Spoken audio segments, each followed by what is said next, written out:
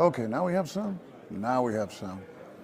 And we have Pierre Antoine Vedel. How you doing? So we're here. It is midnight. It's Friday, January 25th.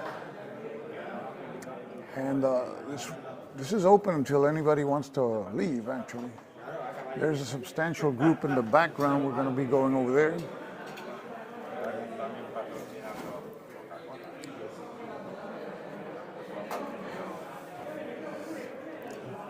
Yes, I think we have sound now, right?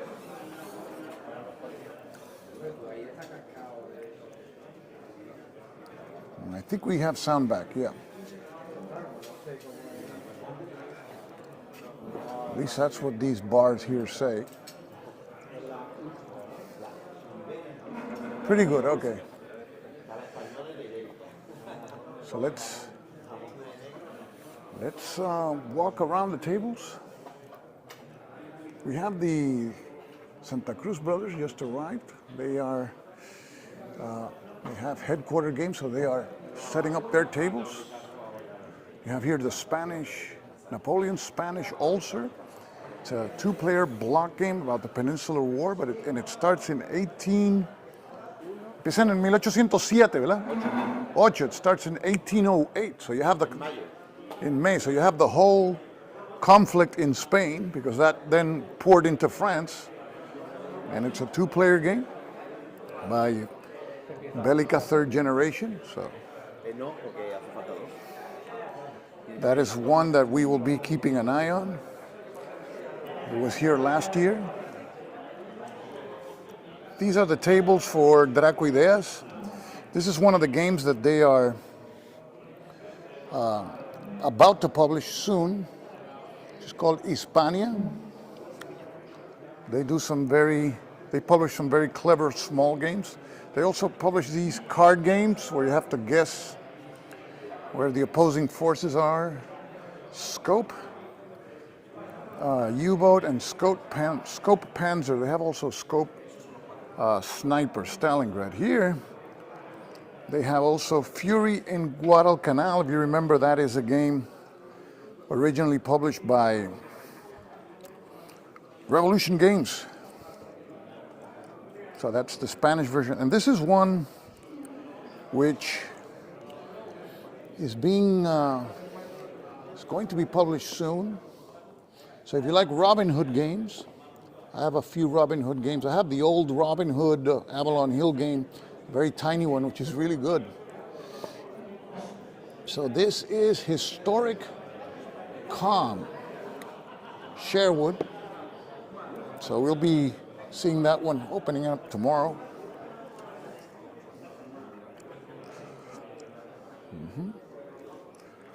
And here we have Trafalgar Editions section. You have here the Ciudad de Patriotas, City of Patriots, the Madrid Uprising, 2nd of May, 1808. I was given an advance copy. I did a video and a live stream on this game. Interesting topic. And here you have Trafalgar Editions, they had a battle here, Panzerkampf. These are mini rules. And mini rules with, you play with these plastic miniatures that the game brings.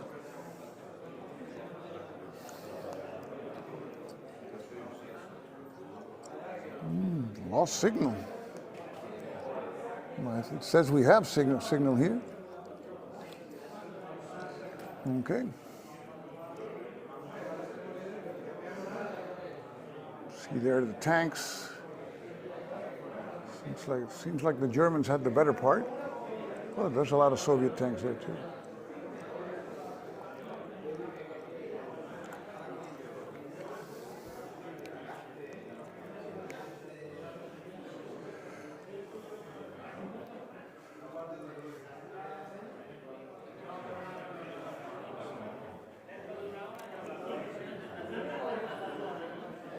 Let's keep walking here.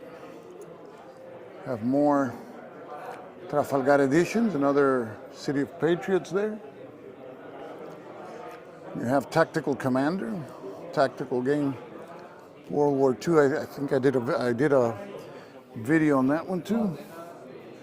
And they have this Africa Core game, Africa Core 41. This one I haven't seen. It looks like an area game. So you have big counters there. And it has some cards.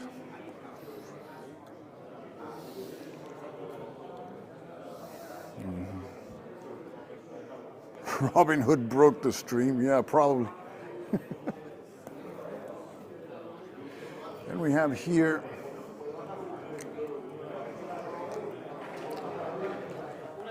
Carlos, ¿cómo estás? Muy bien, ¿está en directo ahora? Sí, estoy en directo ahora porque estaba con problemas técnicos, ahora estoy en directo. Pero usted, aquí la gente lo conoce. Vale, vale. Mira, la ponemos aquí, le hacemos esto. Vamos a ver si me sale esta cosa. Quería invitarte a cenar mañana. Ah, pues seguro que sí. I'm here with Carlos Marquez. Muy buenas. Carlos Marquez is the designer of The Other Side of the Hill. Hi, everyone. And if you don't know what that game is about, you are not a wargamer. No, I'm just kidding. I'm just kidding. No, you're right. And you have another one in GMT's P500, which you will be bringing here, right? Yeah. Tomorrow afternoon we have a demonstration, Imperial Fever. Imperial Fever. So we will be taking a look at Imperial Fever too. And you brought The Other Side of the Hill also. Yes, I have another demonstration tomorrow morning for The Other Side of the Hill. And I want to say I'm very grateful for all of you who have supported the game on Kickstarter. And I know that some of you came to it thanks to Stuka's videos, so doubly grateful to him. Okay, and I was given an advance copy, so I am in wargaming heaven really with that game. So I saw that game 2019. You were showing it to Volko, and I said, "Boy, this is going to be a great game." So it was a successful Kickstarter campaign. So that's good, and I wish you the best of success in that game. Very successful, and we are very happy and we are very proud, and we hope to give our backers, full satisfaction for all the interest that they have shown in the game. So okay. we are really very thrilled about it.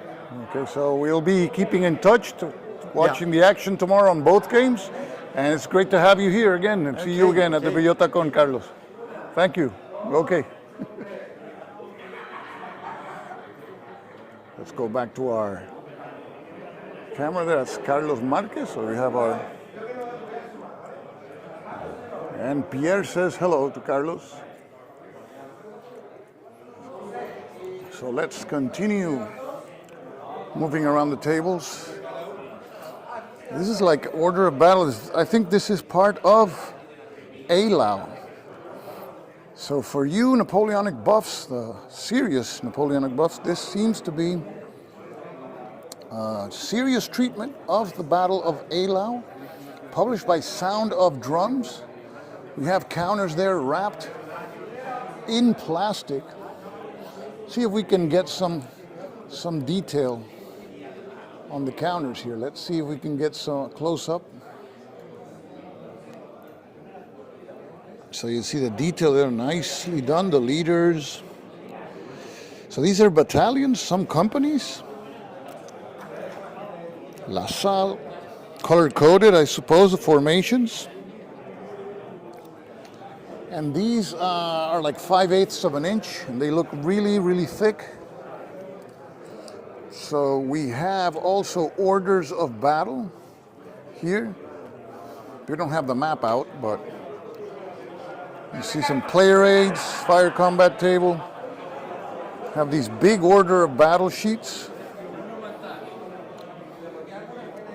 Let's take a close look at them. See what's in store here. So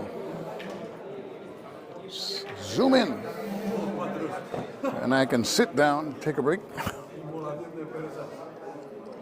A lot of counters, definitely, yes. A lot of counters in that game. Okay. And so here we see, for example, the third corps with Davout. You have a picture of Davout. You have the number 3 on the right. That's the corps designation. Then you have the 1st Division of the 3rd Corps, and you have Moran is the commander. Then you have you got infantry units, battalions, 113, 213, 117, 217. So my guess is that these are battalions, and the second number is a regiment, right? That's my best guess. Then we have artillery companies, or batteries, I suppose. Got them there. And we have more infantry battalions. And curiously, you see that there's a rating to the left and to the right. Now, if I was going to bet any money, probably it's combat and movement, but what's curious is the symbol in the middle. You have like a horn on the top units, and you have like crossed bayonets with the bottom units. So I don't know what that's about. I'll have to ask the people from, say, Sound of Drums. So let's keep looking at this order of battle. I mean, it tells you a lot about the game. Of the 1st Dragoon Division. So that's 3, 4 cavalry regiments. And the cavalry reserve, Murat. And you got the man himself over there, Napoleon. Then you have the French Guard, Bessier, the commander. You have some, it appears to be cavalry, 9 7s and 9 8s. Boy, the guard is substantial. It runs through the whole player aid here. So that's pretty impressive there. You can learn a lot just by examining and studying these orders of battles, of how the armies were organized and which corps or units are stronger than others. I'm not familiar with the game, so I don't know what the ratings are here. Okay, so let's continue. That is the order of battle for the French. And here we see the order of battle for the Russians. And for example, here we see Benningsen, the army commander. We have the left wing. I remember this guy. This is Ost Tolstoy. You see the battalions, various strengths there. So I guess some are going to be light infantry, others heavier infantry, I suppose, because they have different ratings, specifically as to the leftmost number, which I assume it's combat rating, but it may not be. You have Essen with the 8th Division in the center. And you have the 3rd Division here. Ost, what's his name? Sacken. I like the very clear symbology, the color coding is nice. A lot of units. And I saw the map. I think it's 2 mounted map boards. Each are full size, so this is a big game. And here we have the right wing. You have the color coding there. These units are like fuchsia in color. Cavalry reserve, artillery reserve. Very nicely done. And we have with us Steve O. Saludos, Steve. Well, let's continue. See what else is happening around here. Esos son los 300.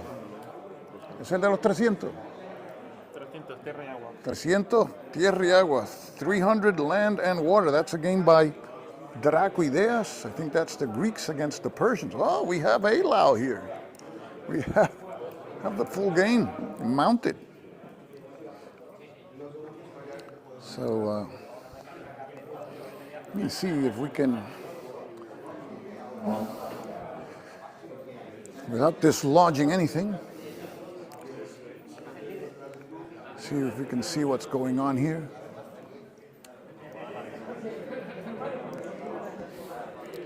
We're looking at the game from the Russian side. I think this is the Russian side.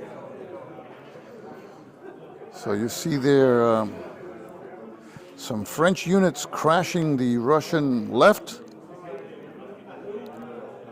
Cavalry units.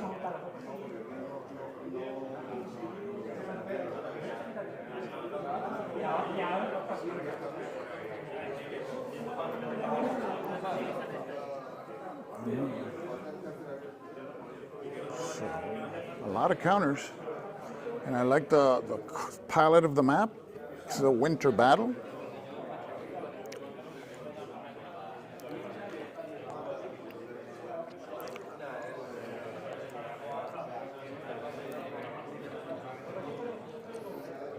So let's take a look at the French perspective here.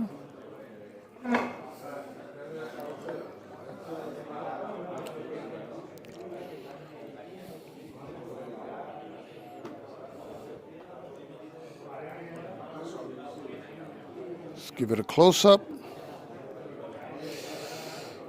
Le Grand, 4th Corps. And we have to the right here, these are like more blue, purple. Well, that's the Guards and the man himself there.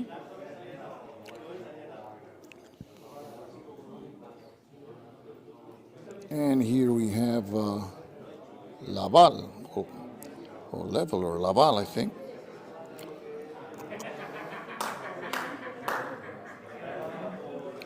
Well, that's A Lao. Here we see the box. Battles of Napoleon, so this looks like it's going to be a series. Designed by Uwe Valentin, which I met today. He's the boss at Sound of Drums, and they are based in Switzerland. You can tell this is volume 1, so it seems that they have plans for other Napoleonic battles, so this would be a new system. It'd be nice to find out what particularities this system has. And then we have here Vuka's side. This is a game that intrigued me today. I was, now there's nobody here and there's space to place the camera pretty close to the action. This is called New Cold War. Oops. Estamos. Saludos. Aprovechándome que no hay nadie. So. Vaya tinglado que tienes ahí. Ah, sí, pesa un montón también. Estos son como dumbbells. ¿Estos micros también? ¿Para tú narrarlo? No, eso es para... El micrófono es esto, aquí. Está ahí. Aquí está. So, ¿cuál es tu nombre? Carlos. Carlos, okay. I'm here with Carlos. He's ¿Y el tuyo? appreciating José Ruiz. José Ruiz. He's appreciating all ¿No the... hablas tú español para ser José Ruiz? Ah, sí. Sí. Sí. Sí, yo soy de Puerto Rico, yo vengo todos los años a... ¿De Puerto Rico? Sí, Pues todos. estarás en un país de habla no hispana. Todos los días. ¿Dónde estás? No, en Puerto Rico, yo vivo en Puerto Rico. Pues me suena un acento muy raro. Como... No sé. Tengo un canal de YouTube, se llama Stuka Joe, no sé si lo has visto. Sí. Ah, tú eres de Tucayó. Sí, yo soy el infame. Hace tiempo que no lo veo. Pues no te he reconocido. No, yo no, la cara mía no sale porque pierdo suscriptores. Ah, vale, vale. Yo enseño los juegos. Tú enseñas los juegos, pero tú... Sí, yo trato de no... no salir. Sí. Qué bueno. Bueno, aquí aprovechando aquí, hoy tuve muchos problemas técnicos, pero ahora se resolvieron y ahora pues aprovechar y ver los juegos de cerca. Pero hoy vino mucha gente, para ser el primer día, Sí, vino mucha gente. Sí, ¿no? He visto Yo mucha nunca había visto un jueves así tan lleno. gente tan llena. Sí. We had a full house Yo la primera today. vez que vengo, mis compañeros han dicho que había mucha gente There's a lot of people for a Después has Thursday. visto como que respecto al año pasado, que hay menos mesas también. Como que Bueno, hay pero menos asistencia. Como en tamaño global, ¿no? Para el jueves muy bien, pero en global más pequeñito. The space is smaller, sí, es más pequeño, pero hay 80 mesas con todo eso. Hay 32 para la... There's 32 tables for the... Yo lo digo en inglés porque estamos transmitiendo 32 tables for the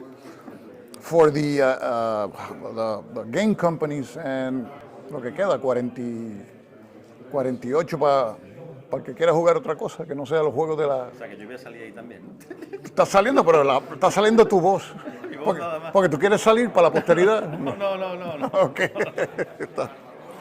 Esto está transmitiéndose en vivo. We're live, and por ejemplo, la mayoría de mis suscriptores, most of the people that subscribe to my channel are in the United States. So, it's about, ¿qué hora es? Como las 12:30. Allí es temprano. Allí son 5 horas menos en la costa este, pues. Son las 7:03. 6, las 7 por ahí. 7 y algo, sí.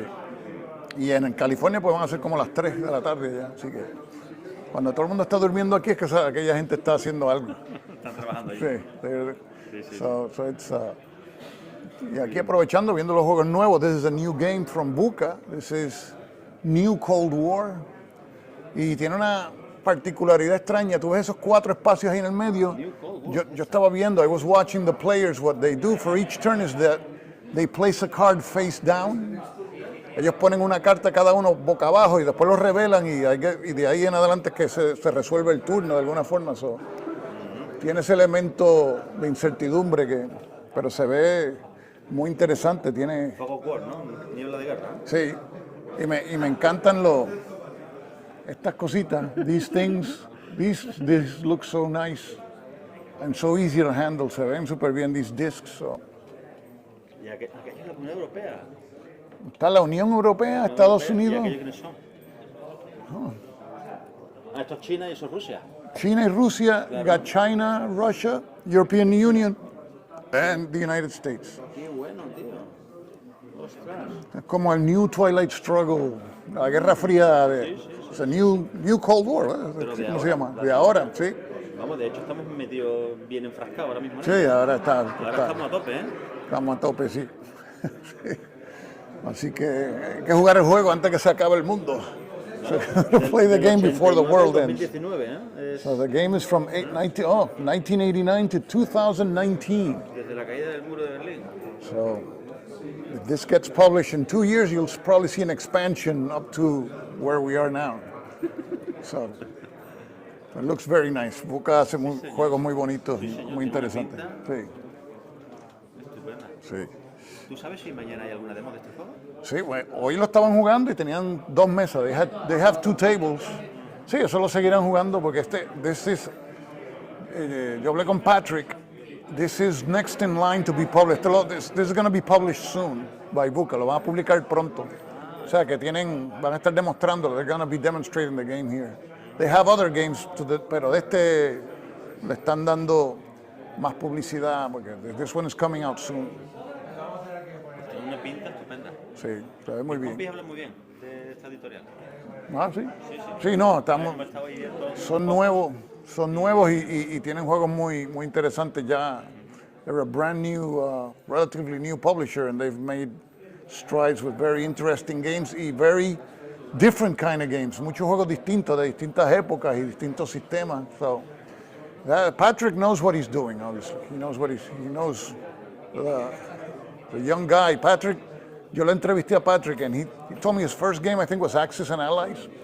His next game was Fall Blau, and I go, what? Es como va de Axis and Allies a un juego monster game de estos de Operational. ¿Es de ese...?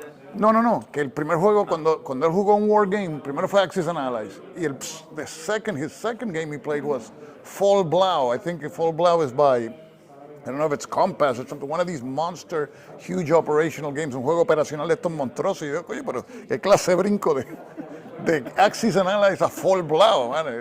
Hay gente que nunca llega a Fall Blau, y él brincó de Axis and Allies. Eso dice mucho. It tells you a lot about the guy. Claro que sí. Encantado. Bueno, un placer. Gracias. Nos vemos mañana. Ok, nos vemos mañana. Okay. Yes, a red strike. This is the only chance I have to take a look at the games very close without interrupting anything. We'll go over to the VUCA table there so you can take a look. So these are the games that I guess they're showcasing. Each publisher has 4 tables. And they were showcasing these 2. I mean, half of the tables have this game. Very nice prototypes. I mean, they look so nice. You want to take them home. They look almost like the real finished product. And then Patrick and the fellows were assembling this game, which is a space game.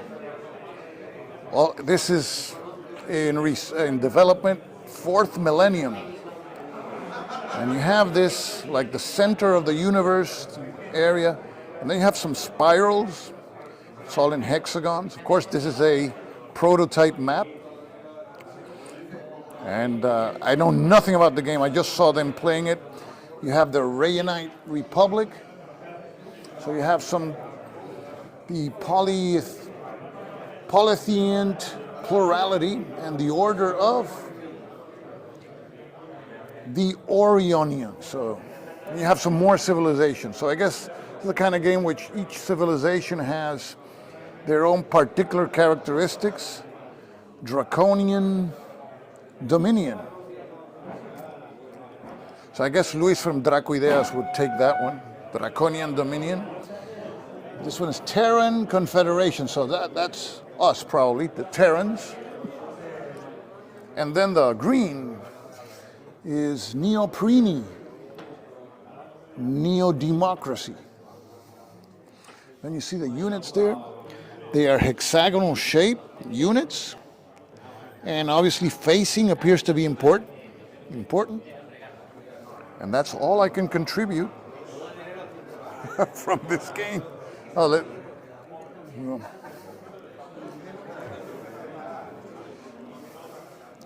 Apparently there's some cards there where you keep track of resources. Thrick.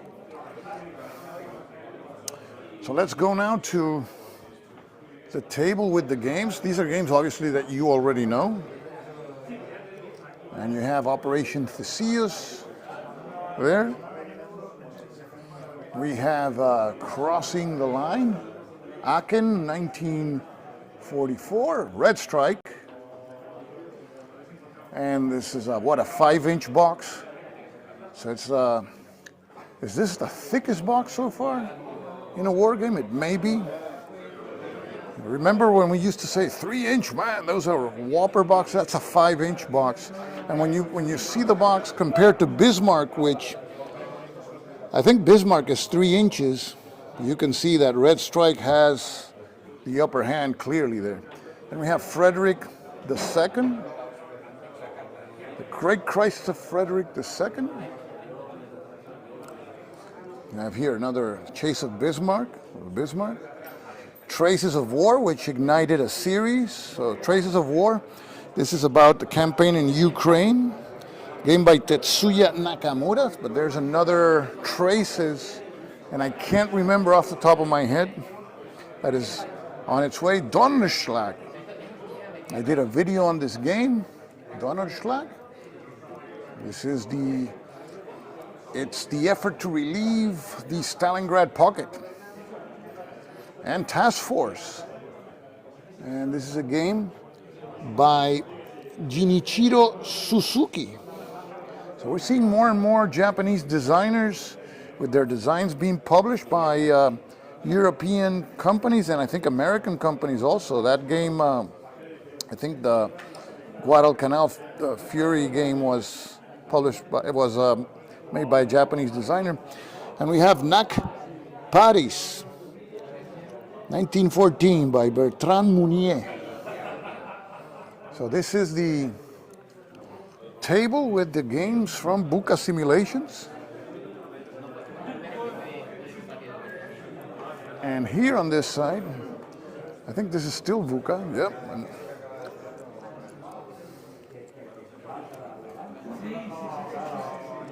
I wonder what game this is.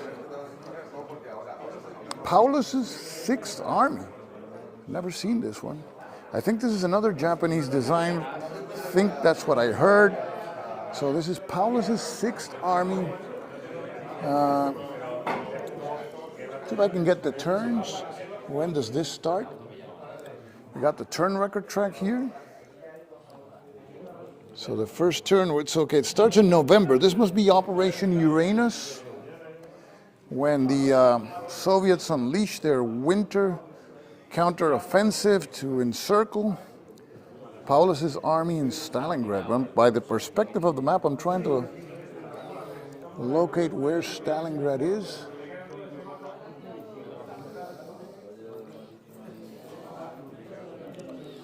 Must be where there's a lot of German forces. Oh, Stalingrad is an insert. You see those 4 hexes there? Let me see if I can zoom in. You got some bigger hexes, and I imagine because you can stack a lot of units there. So Stalingrad may already be surrounded. So this looks like the start of the game. So yeah, sure you're going to have some Romanians here together with the Germans. We see Luftwaffe units, German units there. I don't know if the Italian army is somewhere around there. So here we see more detail. Romanian 2nd Division. So you see the deployment areas for the units printed in the map, and that's really nice. I really like that. It really helps set up the game. You have German units there. Gumrak. So, okay, so these are the German units near Stalingrad. Gumrak is an airfield near Stalingrad. So you see those are the starting forces. Paulus's 6th Army. The Fury game was done by Revolution, that's right. And I'm pretty sure it was a Japanese designer. So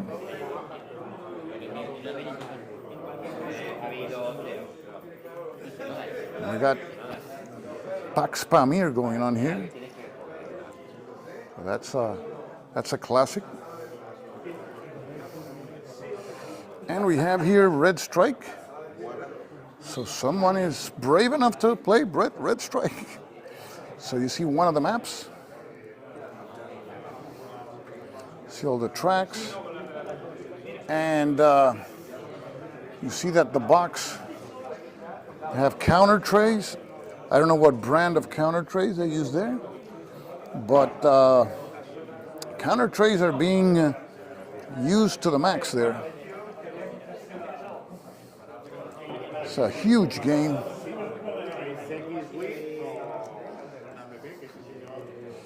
So let's take a look at this map here. It's more like a strategic map.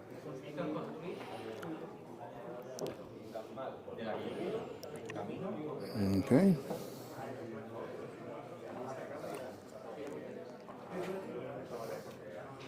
This is Red Strike, recently published.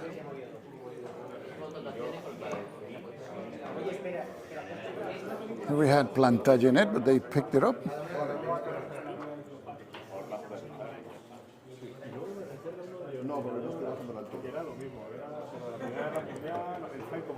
There's Scaramouche. How you doing? ¿Puedo poner esto aquí? Sí, sí. ¿Es el nombre del juego? That's the name of the game? Air Skirmish. Air Skirmish. Let me see. Is it an air game? Yes. Oh, okay. That's all I can figure.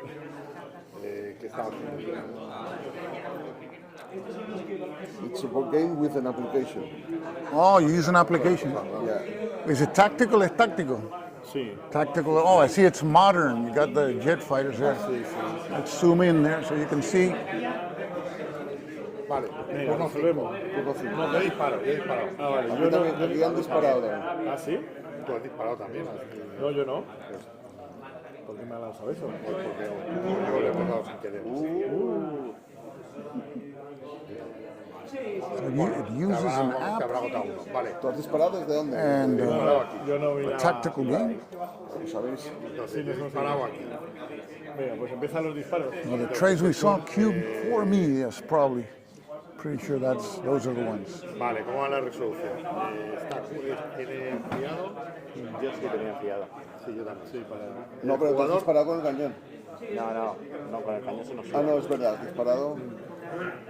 Venga, ahora morimos las dos.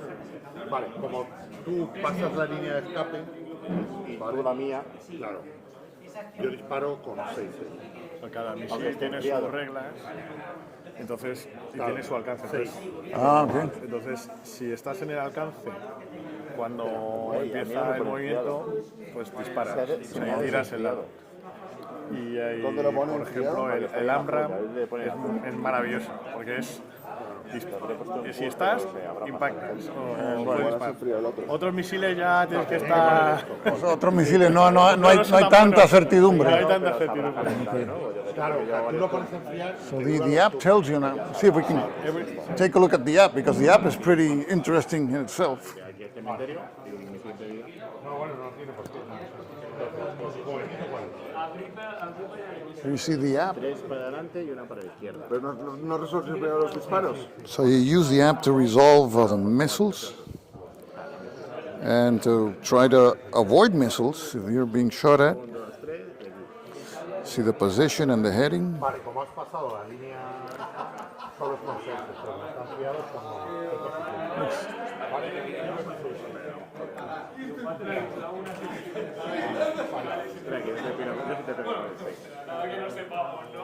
And this is from Fellowship of Simulations.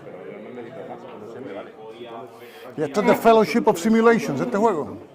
Este es de Fellowship of Simulations. No. No. Es un autor independiente. Oh, okay, it's an independent author. Francés que ha sacado la app y esto lo haces en print and play. Okay, the French designer did the app, and this is the game. Okay.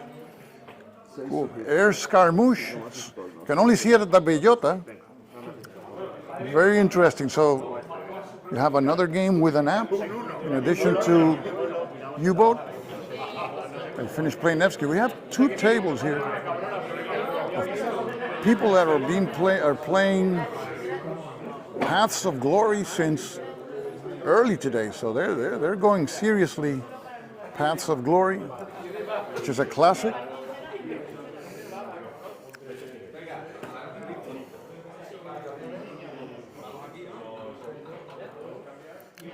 We got Miguel Candelas and Carlos Marquez. ¿Qué es eso? Love Letters.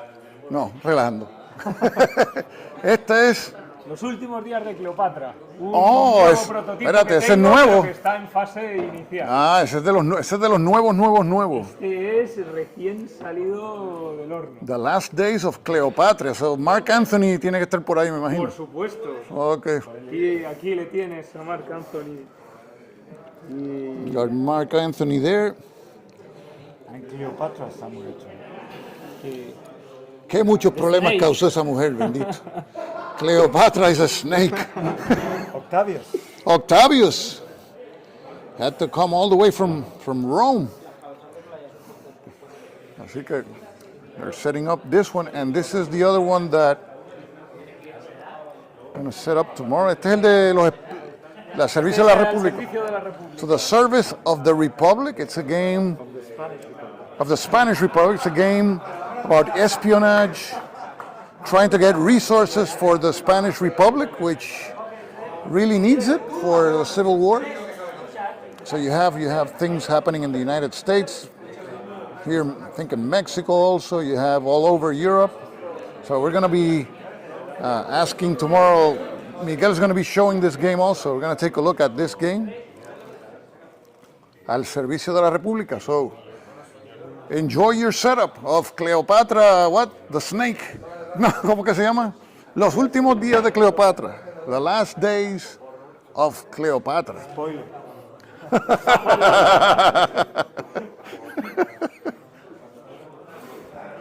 And here we have a game by Quique Espárrago, which I've seen 2 years before. This is another game on the Spanish War of Independence, what they call the Peninsular War in Spain. That's the French against the Spanish. And so this one looks like card driven. You have like initial war, so you're going to have your different epochs like in Paths of Glory. And this prototype is a lot nicer than the one I saw the last time, so they're fine-tuning the graphics here, point to point. So I wonder if this is like a Paths of Glory, but for the Peninsular War. And Peninsular War is a fascinating war. There's about 150 battles. I have a book on the battles of the Peninsular War, the maps. There's battles you wouldn't imagine happen. And battles here in Badajoz, there were a couple. Sieges and battles nearby. Badajoz was a very important city.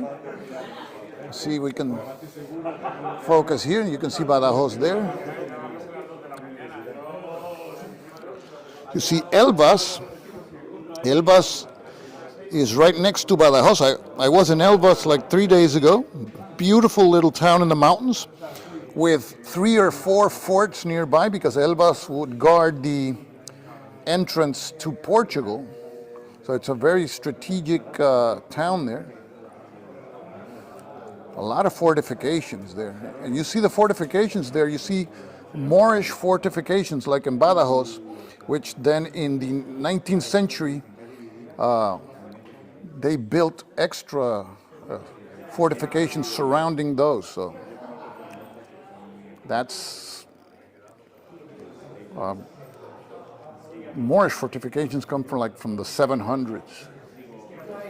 Badajoz is one of the cities that conserves most of its walls. It's a walled city, so if you ever come to Badajoz, you should take an extra day or two just to look around the fortifications. They're still pretty intact and very interesting. And here we have Aracourt.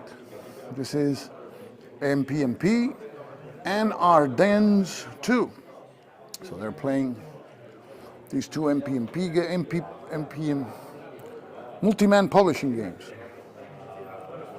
And of course, in every convention, this is a game you always see at all conventions. This is Successors.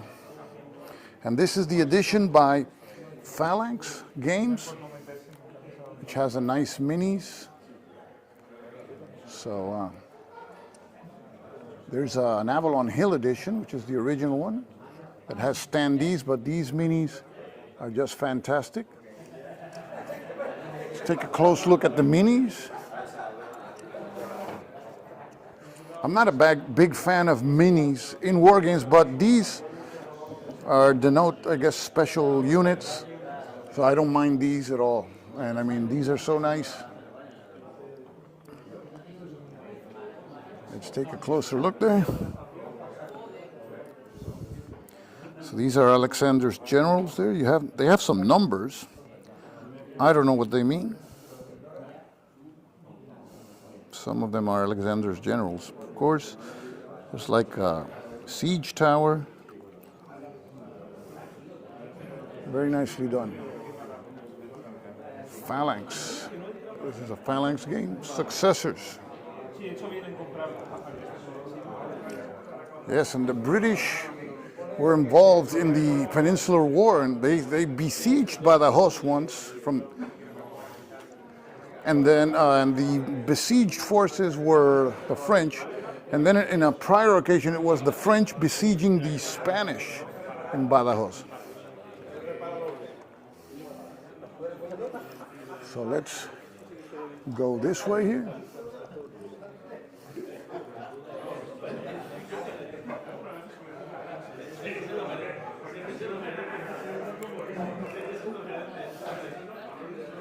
This is one that I saw. It says Universal Military Simulator. Some fellas, reminds me of an old SPI game that you could play battles of any epoch. So these look like ancient battles, at least these units.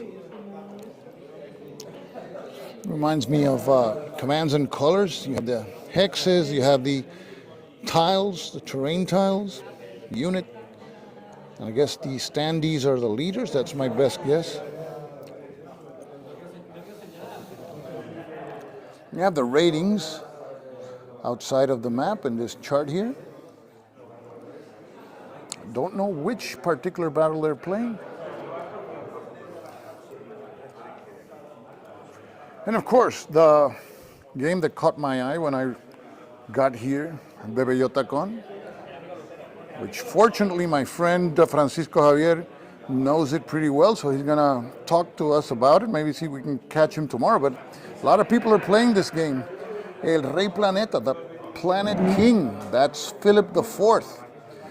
And he's dealing with all these situations that the Spanish Empire had to deal with in the early and middle parts of the 17th century, including the 30 Years' War. And of course, they were embroiled in the 80 Years' War in the Low Countries, in Flanders. It was a headache for them. And of course, they have to deal with the British Navy mostly, and the French are like in 3 of the fronts that they have. So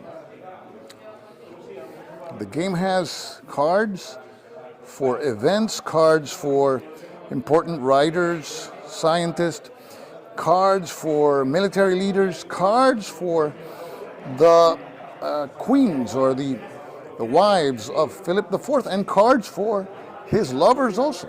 Well, go figure. And it brings these counters that look like coins, but these are cardboard counters actually.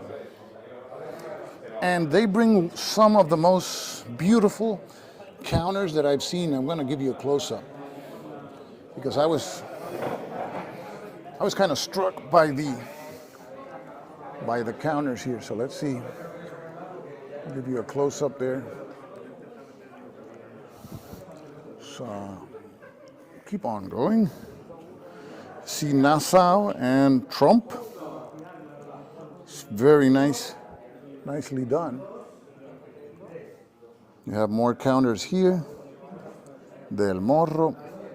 These tracks represent the status of wars. This is against the Berber pirates of North Africa. You have here Italy. And you can see there's the French are also involved in this conflict in Italy. Philip IV was the king of Italy also. And we have Magnus from Sweden. He's back here again. And yes, NAC Wargames are here. I'm actually one of NAC's tables. Okay. And so you got 2 of the games that I highlighted the last time. I hope you enjoyed them. NAC Wargames, they're doing a lot of games, many on the history of Spain. Spain has a rich military history. But they're doing other stuff also. And we will be checking those games tomorrow, including both by Carlos Marquez. You got The Other Side of the Hill that just finished a successful Kickstarter campaign. And you have also, which is Imperial, what's the name? I forgot. He has one on the colonialism in the 19th century, Imperial Fever.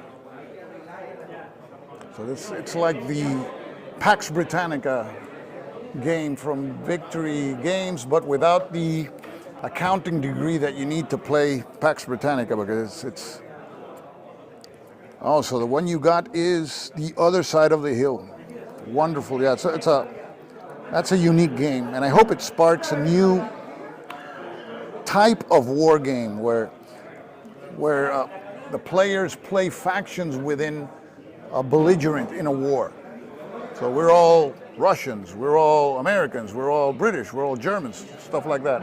But the infighting is very, very interesting in many of the conflicts. You can have, for example, a game on Stalin's lieutenants just trying to survive. You can have a game on the Japanese high command, that rivalry between the Navy and the Army. So all those things that you normally don't see in war games. And that's the beauty of wargaming these days, is that designers and people are more open-minded than before. And here we have a game by Carlos Diaz Narvaez. He's the boss there at quality control at NAC Wargames. This is his design. La Carga de los Tres Reyes, the Charge of the Three Kings, published last year.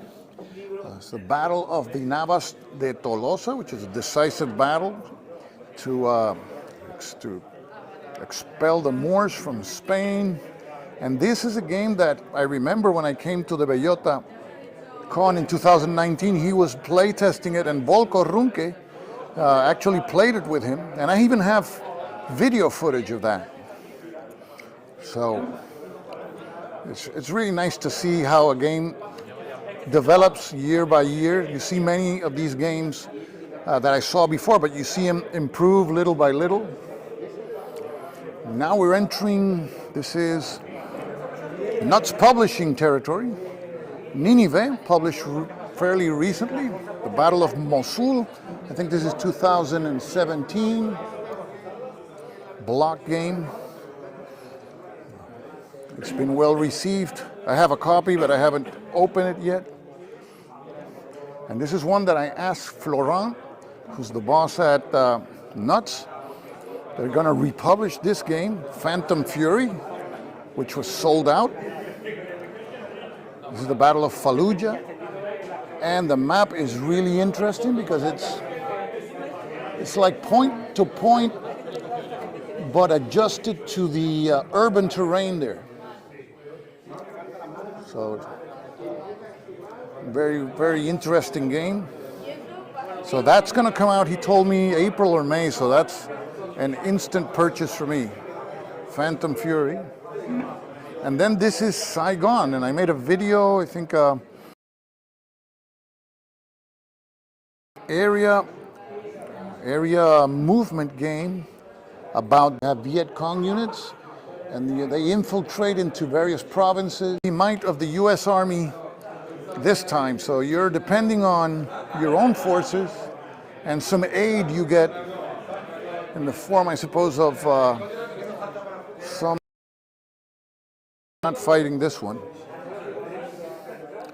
So this is another interesting game, Saigon 75, designed by Pascal Tupi, no, and Jean-Philippe Barreos. So I hope I didn't butcher that. That's Saigon 75. And of course we saw already the Stalingrad game, Roads to Stalingrad. That's out already. And Co-ops. It's a game which is in French, but it's going to be published with English components so that you can also play it. This is more like a tactical game and was created by 3 used as training for the French armed forces. And you can see there the shape of the spaces in the map. Pretty odd. So you have, it focuses on cooperation on officers that participate in the design is from a different branch. So I don't remember exactly which branches they are, but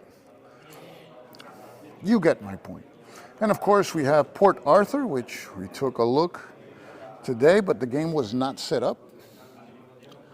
So now it appears to be at least set up there. See the little, I don't like to call them, how do you call them, meeples. The little figurines, military figurines. So you have them there in Japan. And I think that's, I wonder if that's the Russian fleet over there. That appears to be the Russian fleet in Port Arthur. And And there's a huge Japanese fleet. So I think they're setting up the game here.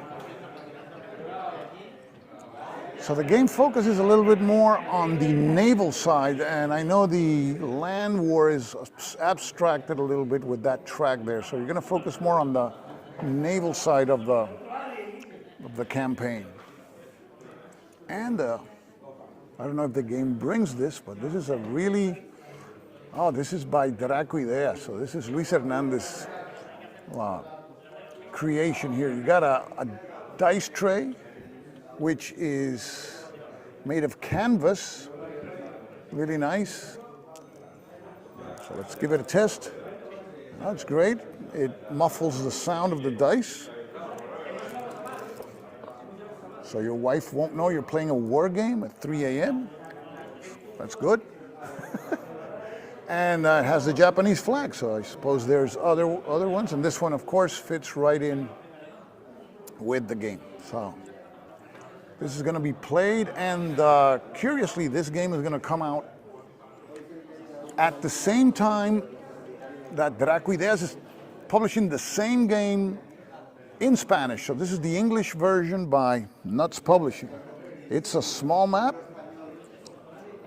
So small games have an advantage over longer games. There's a better chance that you may finish playing it. And I mean, there's time and space for everything. I like small games. They televise well. It's easier to film on video. Yeah. And political elements. Yeah, I like games that include political elements, because isn't war like the ultimate effect of politics? You know, when everything goes down the toilet, then you have a war. When one side attacking the other. So this is Port Arthur. So let's continue with our journey here. Empty table walk. Now this one, let me see. This one is Esparta. Luis Hernandez told me. Yeah, this is one, I think it's coming out soon. This is the Peloponnesian War.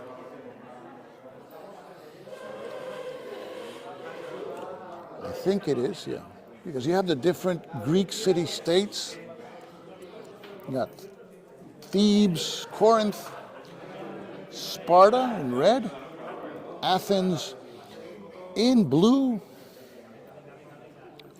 and then you have over here, let's see, you got Macedonia up there in gray, Boeotia, I don't know how do you pronounce that. In Spanish it's Boeotia. In green, that's like the region, but you have several cities: Delphos, Naupactus, Platea, and this over here is Chalcidicia. That's in Thrace. So this one looks interesting. Uses these mini cards. You got some wooden pieces. Also, you have battle cards, the Oracle of Delphos there. This is Sparta, okay? And we have here Saladin, one of the two battles. And I can't off the top of my head remember which one is this, but it is not the horns of, which one is the ones that where the Crusaders got blown away. I think this is the one, the Lionheart, where the Crusaders won. Ricardo.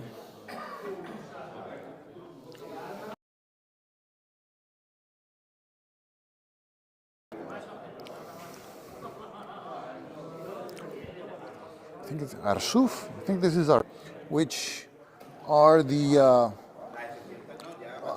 rebels. Playing it with the designer on Vassal, they recorded the game, a video on that. And we see over there Paco Ranco, we saw before, they're still going. And this is the area for Do It game. Never Surrender. Last time I saw it, it was a very crude map. More developed. It's a World War II game designed by Fran Diaz. Point to point. So it's a strategic World War II game. And then we have Hegemony. This is the Punic Wars, designed by Victor Catala. I had a chance to interview Victor last year. Now they've added, this is a 2-player game, they've added rules for 4 players, 3 players, and solitaire also. So that's what they're testing and working on now. And we saw earlier today, we saw this game, Statecraft. And we were given a demonstration. We were shown the cards there. So that looks interesting. A young designer by the name of David Vilches and Artur from Do It showed us the game. Then we have this side over here. This is Daniel Hernandez Iniestas' table here. He has 2 games. He has 1 game that I actually brought. I have to bring my copy down. I promised him that he could use my copy because I mounted the counters on wooden pieces, so they look really nice. This game was given out to the attendees of a wargaming convention in Cádiz. This is La Defensa, the defense of Cádiz. So this is a game that was given for free, and the graphic art is by Niels Johansen. And it brings 2 maps. It brings a map that shows the harbor and the entrance to the city of Cádiz. Cádiz is a very important port in the southwest corner of Spain. Many expeditions to the New World would sail from Cádiz. And of course, the British attacked Cádiz in, what year was this? In 1625. So you have this particular map. So the English fleet may enter. This is a solitaire game. You control the Spanish. So the AI controls the English fleet, and they may enter from any of these 3 spots.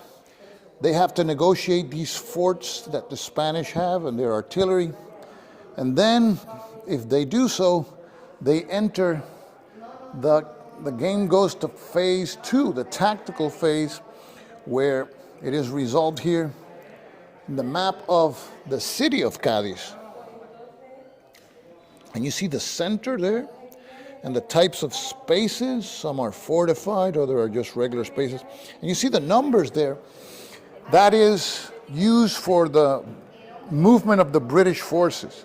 So you roll a die, for example, if you're here, and let me see, if you're here and you roll a 1 to 3, the British move here. And if they roll a 4 to 6, they move to this space. So there's some spaces that it's an automatic move each turn. And that's to simulate the advance of the British detachment. So these ships are going to land a British detachment, and there's also a Spanish detachment. So it's a cat and mouse game for control of the city. And at the same time, you keep track of various things here. Your naval strength for the Spanish. You have repair points. You can repair your fortifications. There's Cádiz defense points. And you got reserve points which you can use for any of the others. And you have the same, more or less, for the Allied player. It's not the British player, it's the Allied player. You have naval strength, supplies. These are points for the siege of Cádiz, and reserve points which you can use for any other. So there's also a track over here where you keep track of the strength of the fleets. The Spanish can have up to 2 fleets. And then the Allied leaders, they have up to 3 fleets. And that's where you keep track of the strength of the fleet. So you're gonna see that game set up tomorrow. Daniel will be explaining, and then Daniel's bigger game is this one, the Collapse. And this is the 30 Years' War. And it's a point-to-point map. So it's a game he's been working on now for a few years. And it's been developing nicely. So it covers the entirety of the 30 Years' War in Central Europe. You can see that some of the areas are color-coded. Franche-Comté, light green there. Have Lombardy here also in light green. Have a plexiglass as trying to avoid the glare here. So he'll be also showing this game to the attendees tomorrow. And we've been at it right now for 1 hour and 8 minutes. So Sparky, you bought Alau too. Great. And interested in Imperial Fever and the Other Side of the Hill. The Other Side of the Hill, you gotta buy tickets to play that thing. I've come to every bellota and never had a chance to play it because there's always a full crowd. And you're gonna see that tomorrow. Well, but I have a copy of the game. NAC was kind to send me a copy, a pre-production copy that really, it looks like the finished product. And I did a couple of videos and live streams on the game. I think it's really a unique game that can generate a new type of wargame. So this is the table that we see here with Daniel Hernandez Iniesta's games. So we'll be talking to him tomorrow. And this is the situation at the end of the day here at Checkpoint Bellota 1961. I am part of the Warsaw Pact. And you see it's all in 0 because today, Friday, they keep track there of the number of players that have played their turn. Each attendee can play once each day. And the points are awarded at the end of the game, so they're kind of secret. And the side that wins the game, those players on that side are the only ones who can get the giveaways that will be given at the convention. You see the Russian infantry in red, the Russian armor in yellow. The discs on top of the cubes are the number of hits the units have suffered. Infantry, if it takes 2 hits, it's eliminated. Armor, if it takes 3 hits, it's eliminated. And then on the NATO side, you have NATO infantry in blue and NATO armor in purple. So looks like it's going pretty well for NATO here. But we'll see what happens later on today because technically it's Friday already. So I've arrived at my starting point here. We've been for over an hour and with no mishaps. Let me put this back here. So, been at it for an hour and 10 minutes, and we're gonna leave it there. And so I'm just gonna say goodbye tomorrow. You're not gonna see an outro or anything. In order to reduce the chance of crashes, I just cut all the outros and intros. I mean, you saw them already, so you wanna see the convention. So we'll be back here probably in 9 hours, 10 a.m. Madrid or Badajoz time, which is 5 a.m. your time. So if you really want to follow this and you're like a really Bellota fan, at 5 a.m. you got to wake up, okay? So it's great having you guys here. And as I always say, this is Stuka Joe signing off for now. Thanks for watching.